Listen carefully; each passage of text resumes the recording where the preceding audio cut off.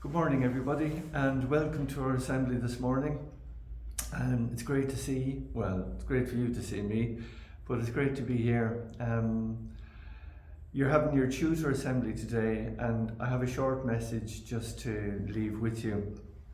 I've been reading a book called The Whistleblower's Secret, and it's written by a friend of my wife. Her name is Mary Whelan, and she was the first FIBA international referee, the first female international referee for the FIBA, the Federation of International Basketball Association.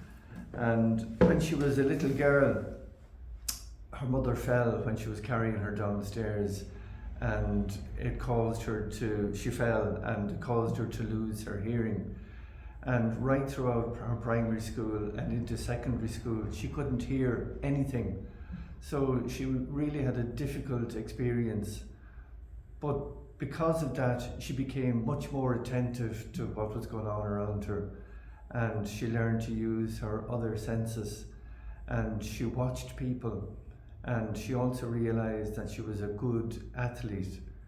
And as an athlete, she found that the more work and effort that she put into things, the better she became at them. Surprise, surprise.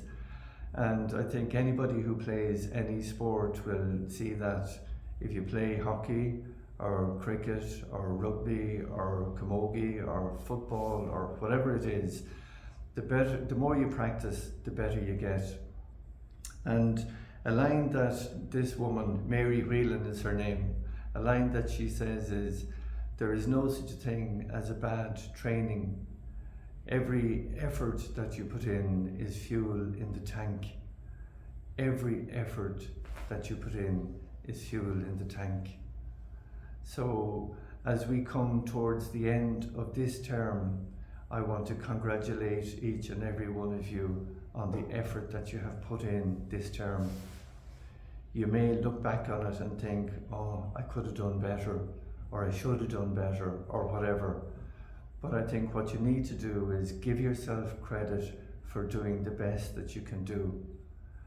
And if it's a thing that you can do even better when we come back after Halloween, then it's over to you. You can make that decision. But every effort that you make is fuel in the tank. And when it comes to doing your exams and doing your studies and things like that, the stuff that you do now, the preparation you do now, will always stand to you. So this time of the year is harvest time, and it's a time when we're celebrating God's goodness to us in so many different ways. So we're talking about the harvest of the land, but we also harvest what we produce, what we share, what we do, what we give to other people. We harvest the results of that as well. So if you're kind to people, it'll bring kindness back to you. If you're mean to people, it'll bring meanness and maybe unhappiness back to you. So as we finish our assembly this morning, I have a hymn here, and I'm not going to sing it for you, but I'm going to read it for you because it's a lovely hymn, and I love the words of it. It's hymn number 41 in our hymnal, and it goes like this. God, whose farm is all creation, take the gratitude we give, take the finest of our harvest, crops we grow that all may live. Take our ploughing, seeding, reaping, hopes and fears of sun and rain, all our thinking, planning, waiting, ripened in this fruit and grain. All our labour, all our watching, all our calendar of care, in these crops of your creation, take, O God, they are our prayer. I hope you have a great week, and I hope you have a wonderful midterm break. You deserve it. Thank you.